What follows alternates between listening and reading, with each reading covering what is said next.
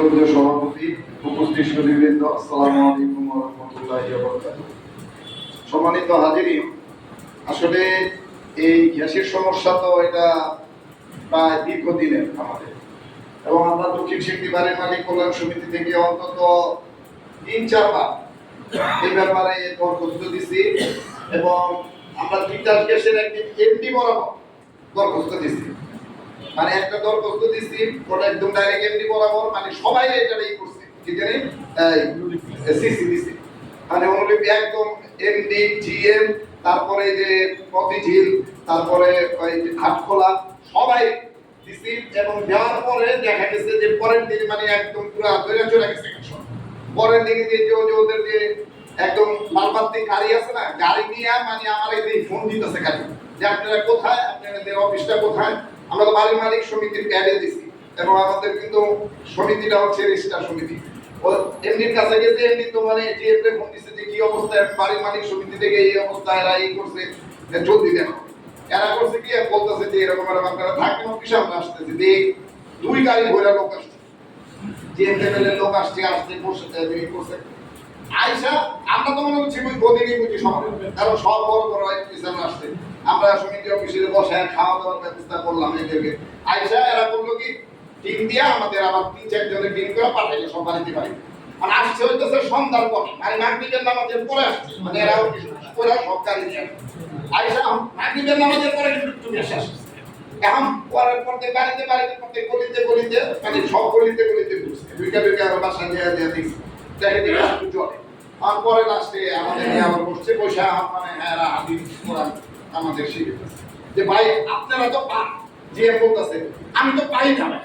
হ্যাঁ, আপনারা তাও মনে করেন এই সন্ধ্যার সময় পান, আমি যে জায়গায় থাকি আমি পুরো পাই না। তাহলে আর কি তাহলে আপনি আসছেন কেন? আমরা তো নিজের কাছে চিন্তা, আপনি কেন আসছেন?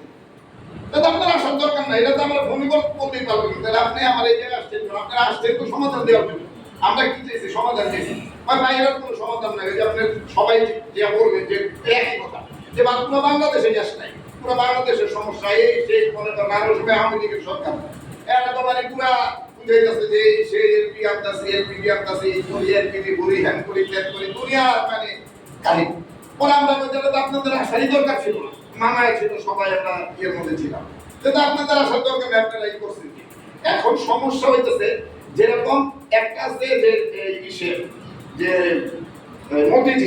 মতিঝিল হচ্ছে, ওরা হচ্ছে লাইনটা যে গেছে এইটা হলে রক্ষণাবেক্ষণ হইতেছে দায়িত্ব মতিঝিল।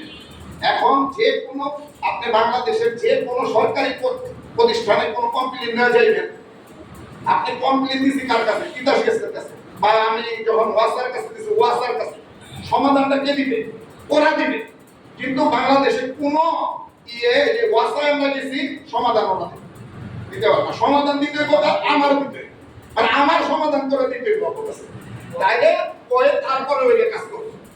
এখন আমাদের যে আমরা যে যতগুলি করছি, আমার পরে মনে হচ্ছে যে আমি টোটাল অবজার্ভ করে আমি যা পাইছি যে আমাদের প্রক্রিয়াটার মধ্যে কিছু ভুল ছিল। যে ভুল ছিল কি, যেমন আমাদের যে গ্যাসটা পাচ্ছি না, এটার কারণগুলি আমাদেরকে আগে বের করা, তারপরে ওদেরকে সমাধান চোখে দিয়ে দেখাই দেওয়া দরকার ছিল যে এই কারণে গ্যাস পেতেছে না, তুই এই পদক্ষেপ নিবি, তাহলে এটা সমাধান হবে।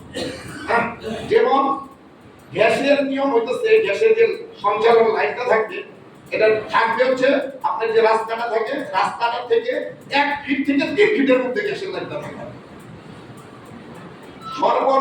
সর্বোচ্চ হইতেছে 1 ফিট, সর্বনিম্ন যদি থাকে তাহলে 3 ফিট। এই 1 থেকে 3 ফিটের মধ্যে গ্যাসের লাইনটা থাকে। এখন ওই যে জাহাঙ্গীর ভাই বলে গেছে যে আমাদের গ্যাসের লাইনটা হচ্ছে, আমাদের গ্যাসের লাইনটা 20 ফুট উঠেছে, কারণ আমাদের গ্যাসের লাইনটা হচ্ছে 45 বছর আগে ধান ক্ষেতের উপর দিয়ে। সেই ধান ক্ষেতের যে জায়গায় ছিল আমাদের ধান ক্ষেতটা, আজকে কিন্তু আমরা 20 ফুট উপরে। কারণ আমরা কি করছি, মাটি ফালাইছি আর খালি উঁচা করছি, বর্ষা পানি উঠে আর আমরা মাটি ফালাইছি আর উঁচা করছি, বাড়ি উঁচা করছি। আসলে এটা কিন্তু সমাধান না। এটা যখনই আমরা এই যে আমার বাড়ি মালিক সমিতিকে আমি কিন্তু বারবার বলছি যে আমরা উঁচা করতেছি, রাস্তা উঁচা করতেছি, এটা সমাধান না। এটা যদি আপনারা কেউ যদি সিকিমে গেছেন কিনা আমরা জানি না, সিকিমে একটা সাংগুলেট আছে। সাংগুলেটটা হচ্ছে ভূমি থেকে 14,500 ফিট উপরে। তাহলে কি ভূমি থেকে 14,500 লেগে গেলে আপনি মনে করেন নিঃশ্বাস দিতে পারবেন না, নিঃশ্বাস বন্ধ হয়ে আসে। কারণ কি অক্সিজেন কম যাবে। আমি গেছিলাম আমার ছেলের নিয়ে, আমার ছেলে আমার ওয়াইফ মানে মনে হইতেছে যে ওরা শ্বাস দিতে পারবো না, তারপরে আমি ওই তুমি এরকম করতো, আমি ওই যে বরফ পেয়েছি, বরফ নিয়ে খেলতেছি, ও তো পাগল হয়ে গেছে, জলদি নাম চলো তাড়াতাড়ি গাড়ি দুটো। হ্যাঁ, কারণ ওই জায়গায় কি দিতে পারে না, কিন্তু ওই জায়গায় লেক আছে বিরাট বড়, লেকটা আবার কত বড়, আমরা পুরো সেন্টির স্বপ্ন এত বড় লেক, তাহলে ওই জায়গায় পানি রেখে গেছে কেন? কারণ পানি নিষ্কাশনের ব্যবস্থাটা নাই, কারণ পানিটা ওই জায়গায় রেখে গেছে। তাই না, ওই এত উঁচায় পানি কেন ওই জায়গায় পানিটা নামতে পারতেছে? তাহলে আপনি ওই যে আমরা কি করছি, খালি মানি ফালাইছি, উঁচা করছি, পানি নিষ্কাশনের ব্যবস্থা করি নাই। পানি যদি নিষ্কাশনের না ব্যবস্থা থাকে, আমি যত উঁচা করি, আমি যদি পাহাড়ের উপরে যদি পাহাড় ভাঙা ওই জায়গায় যদি পানি নিষ্কাশনের ব্যবস্থা করি, পাহাড়ের উপরে তো পানি থাকে। তাই আমাদের সমাধান মানে আমরা কিন্তু প্রপার সমাধানটা করি নাই। আমরা পানি নিষ্কাশনের ব্যবস্থা না করে খালি উঁচা করি, পানি উঁচা করি, রাস্তা উঁচা করি, মনে করি এটাই সমাধান। তো আমি বেঁচে গেলে আমি ঠিক থাকলাম, অন্য জনের বিপদ হলো, আমি আমরা ধান্দা ছেড়ে, এর জন্য কিন্তু আমাদের সমস্যা কিন্তু আমরা সৃষ্টি করছি। এখন উঁচা করতে করতে লাইন গেছে ওই 20 ফুট নিচে, আর 20 ফুট নিচে যাওয়ার কারণে ওই যে বললো পানি বা কাদা বালি সব ঢুকছে ইয়ের মধ্যে, অনেক জায়গায় ছিদ্র হয়েছে, অনেক জায়গায় হয়েছে। এখন এটার সমাধান হইতেছে এই লাইনটাকে নতুন করে দিতে হবে। যেরকম সমাধান কিন্তু হয়েছে, অলরেডি কিন্তু সমাধান হইতেছে। এই যে গোবিন্দপুর দিয়ে কিন্তু নতুন লাইন টাইনে নিয়ে আসছে, আপনি এই যে দেখেন একটা বাজারের পর্যন্ত নতুন লাইন আছে, ওরা 2 ইঞ্চি লাইন কিন্তু গ্যাস বসাইতেছে।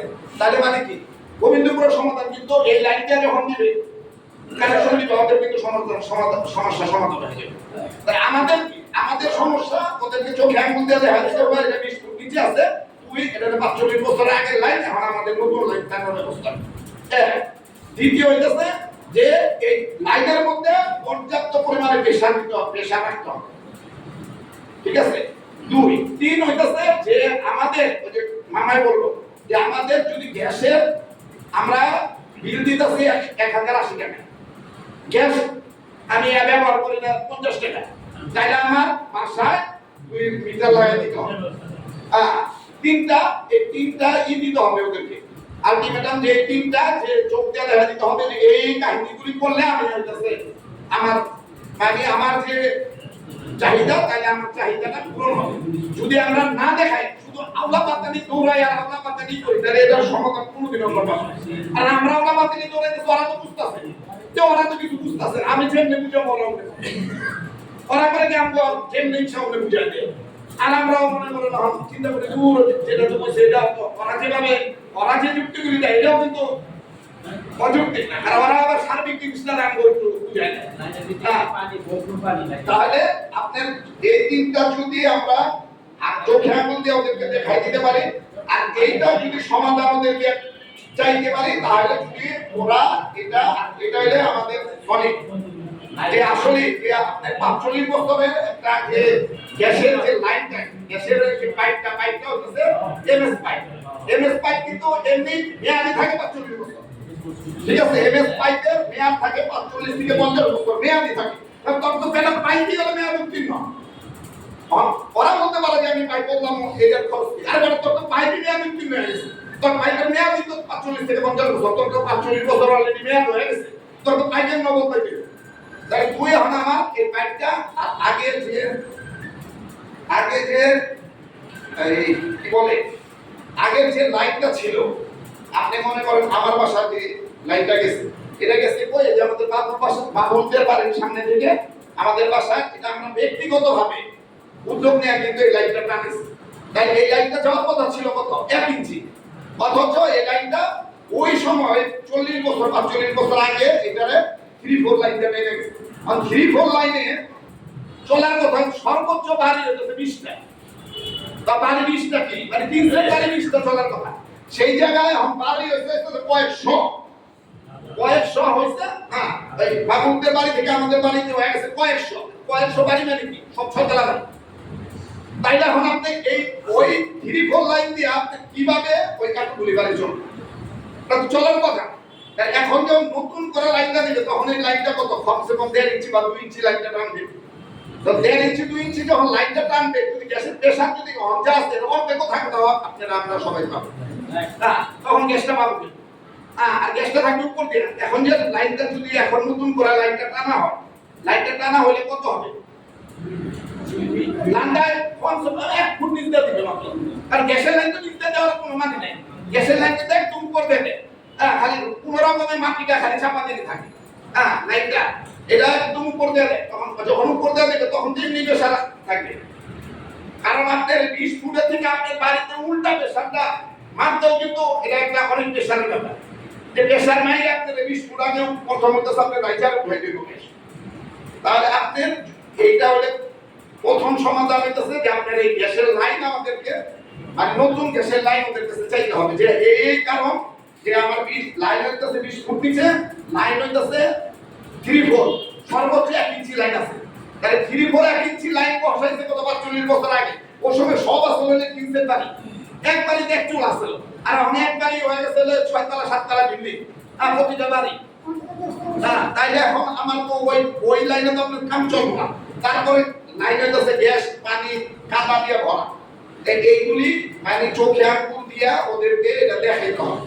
এটা ওই আমার যে অ্যাপ্লিকেশন, আমার যে আমরা যে সিস্টেম অ্যাপ্লিকেশন করছি আমরা কিন্তু ওইগুলি আমরা কারণগুলি উল্লেখ করি না। আমরা বলছি যে গ্যাস পাই না, গ্যাস দেখ অনারাম বুঝা দিছে গ্যাস পাম না, এই কারণে পাম না। আসলে যে আমরা পাইতেছি না কি বলে, কারণ আমি তো রাত্রেবেলা মামা যেটা বলছে গ্যাস যদি নাই থাকতো তাহলে তো আমার রাত্রেবেলা হইতো না, কোনো সময় হইতো না, ঠিক না? তাহলে মানিটা কি? রাত্রেবেলা আমার গ্যাস হইতেছে, ঈদের মধ্যে কোনো গ্যাস সমস্যা ছিল? পর্যাপ্ত পরিমাণে গ্যাস ছিল।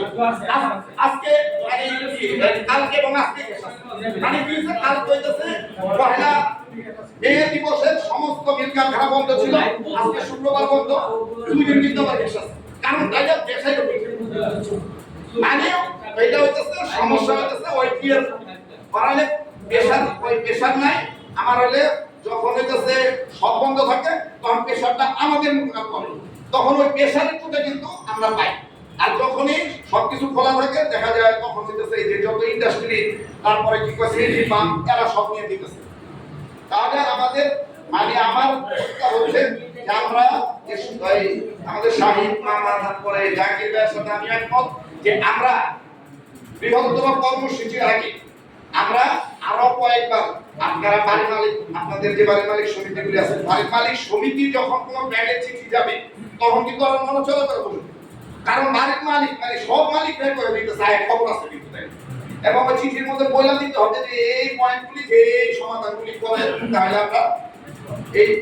আমরা এই অবস্থা থেকে উত্তরণের এগুলি হলো পথগুলি যদি আমরা দেখাই দিই তখন কিন্তু ওরা বুঝবে, কারণ ওরা এগুলি জানবে কি করতে হবে, ওরা এটা ভালো মতো জানে। কিন্তু ওরা মনে করতেছে যে এগুলি আসলে আমরা বুঝতেছি, ঠিক আছে? যখন আমরা বলে দেবো যে এই সমস্যার সমাধান তখন কিন্তু ওদের চমৎকার করবে। যেরকম আমি আরেকটা মানে এটা আরো ক্লিয়ার উদাহরণ দিই, যেরকম আমার বাড়ি আমি মসজিদ কমিটি সেক্রেটারি যে আমাদের পরে যে 2 কাঠা জায়গা কিনছি, এই জায়গার মধ্যে মনে করেন যে কাকারা অডিট করছে, অডিটের মধ্যে দেখা দিচ্ছে যে এটা ই করা যাবে, নামজারি করা যাবে। আর নামজারি থেকে যথাযথ আমরা এই করছি। এখন তো যে অনলাইন আগে ফিল আপ করতে হয়, ফিল আপ করা ওরা আবার একটা শুনানির ডেট ফেলা, তো শুনানির ডেট ফেলাইছে ধরুন 20 তারিখ। তো আমি 20 তারিখে আমার কাছে মেসেজ আসছে যে 20 তারিখে আপনার সমস্ত খাতাপত্র যা যা আছে আপনার দলিল পত্র সব নিয়ে ইয়ের কাছে আসবেন, এসিলেন্টের কাছে যাবেন। আর আমি ওই দিনটা আগের দিন সব রেডি করছি যে কালকে শুনানিতে যেতে হবে এসিলেন্টের কাছে। এসিলেন্টের কাছে বাইরেছি মানে আমি বাইরের মানে বাসাতে বেরো এই টান বাজতাছে মোবাইল আবার কি মেসেজ দেখে লেখা হইলো যে আপনার শুনানি বাতিল করা হয়েছে, আপনার আবেদন বাতিল। আমার তো মনে করছেন তুমি উঠে গেছে গরমে, কখন 10টা বাজে হইতেছে শুনানি, আর 10:15 বাজে মেসেজ এলো শুনানি বাতিল। আমি বলছিলাম কত বড় আজকে দেখতে হইব কি জানি না প্রেসিডেন্ট। আমি কই সাথে সাথে মিজাজ তো মনে মনে কাছে ভোট করিয়া পরে গেলাম তো হুন্ডার স্টাক দিয়ে সাথে সাথে শামসু বাইরে নিয়ে গেলাম এসিলেন্টের অফিসে। এসিলেন্টের যে অ্যাসিস্ট্যান্ট আছে কি তারা বললাম যে এরকম এই শুনানি করবো বা এসিলেন্ট কোন রুমের মধ্যে করবো, এসিলেন্টের রুম আর কয় এসিলেন্টের রুমে ঢোকার ব্যবস্থা করেন। ভাই আপনি নিজে কি যে নম্বরটা কি পরে আমি দেখাই গেল আপনারটা তো বাতিল হয়েছে, ওই বেটা বাতিল হয়েছে মুক্তি হয়েছে এটা বুঝে তুই আগে এসিলেন্টের লাগানো লাগে, এসিলেন্টের রুমে কয় না আপনার এটা ঢুকান যাবো না। আমি বলি একটা চোখ করা এর তার ফলাগুলো সব এসিলেন্টের পর ধাক্কা দিয়ে আমি ঢুকেছি এসিলেন্টের এসেলেন কি ভাই শুনানি চলতেছে আপনি এইভাবে করছেন। আমি দৌড় মেয়ে শুনানি আগে আমার কোন আপনি এই হয়েছে আপনি যে বাতিল করলেন কি বাতিল করছেন? হ্যাঁ, পরে বলতেছে যে আপনি বাতিল করলাম না, যে গিলে বাতিল করলাম না, কি বাতিল হয়েছে? আমি কই যে আপনি যে আমার শুনানি ছিল, শুনানিটা দেখছেন কিসের শুনানি? এই বাড়ির শুনানি, আমার বাপের সম্পত্তি আমি এর শুনানি করতেছি। এটা হলো মসজিদের শুনানি। মসজিদটা হলো জনগণের সম্পদ। মসজিদের কি জানিয়ার নাম এই নাম জানেন শুনানি আপনি বাতিল করলেন, আপনি বোঝাটা হতো আপনি আপনি কথা বলতেছেন কথা জানেন, এটা একটা আর কি জানি কোর্টের মধ্যে আপনি কথা বলতেছেন, আমি কিসের কোর্ট? হ্যাঁ, আর ওই যে আপনি একটা বিচারকের সামনে এই যে আপনি কথা আপনি বিচারক আপনার কাছে রাখেন, আমার আমার আমার বিচারকের কথা শুনুন, এই কথা বলে পরে কানুন করে রাখছে। আরে এই কানুন করে আইছে কই ভাই এর নিয়ে একটু বুঝা দাও তো কি লাগে শুনানি বাতিল থাকে, কি লাগে আমার শুনানি বাতিল হলে এটাকে আমার বক্তব্য। পরে আমি কানুন করতে বুঝাইতেছে, কানুন তো হানা মানে আমরা বোঝে দেশের মধ্যে আপনি যেরকম আওলা পাতালি বুঝানো কানুন করে আমি বলতেছি। পরে কানুন তো আমার বলতেছে আপনি শুনানি বাতিল করছে, আপনি চিল্লাইতেছেন মসজিদের ব্যাপার নিয়ে। হ্যাঁ, আমি এই শেখ হাসিনা যে কি ট্রাস্ট আছে না আমাদের যে একটা ট্রাস্ট যে কি জানি ফজিলুর নাসার ট্রাস্ট, ওই ট্রাস্টের এক জমি করতে দিছে ভাই এটা বাতিল করে দিছে। কই না শেখ হাসিনার কুলি বাতিল কিন্তু আওয়ামী লীগের সরকার। আমি শেখ হাসিনার হিসাব তো নিয়ে আলাদা, শেখ হাসিনার ট্রাস্টের আপনি শুনানি বাতিল করতে পারবেন, কারণ শেখ হাসিনা হইতাছে কি আজকে আছে কালকে নাই, কালকে ক্ষমতা না থাকলে তো এমনি শুনানি বাতিল নিয়ে তার জায়গায় তো বাতিল। শেখ হাসিনার যখন ক্ষমতা থাকবে না অত জায়গায় বাতিল। আর আপনি মসজিদে আপনি শুনানি বাতিল করছেন, মসজিদের এটা মসজিদ হতেছে 45 বছরে আপনি শুনানি বাতিল করলেন, আপনি ওই জায়গা কত বড় এটা। আপনি যদি শুনানি বাতিল করেন আপনি মসজিদের মনে করেন এই জায়গা দিবেন না, এই জায়গায় নাম জারি করে দিবেন না, কি হইব লাভটা কি? লাভটা কি এটা আমাকে বুঝাইতে হইব যে আপনি এটা মসজিদের জায়গা দিবেন না, তাহলে কি হইব 45 বছর পরে আপনি কি করবেন? এটা সরকারি একবার করবেন, সরকারি ভুক্ত করবেন। আপনি মসজিদের আপনার বাপের সাধ্য আছে কিনা যে আপনি মসজিদের জায়গা আপনার নামে একবার করবেন সরকারি ভাবে?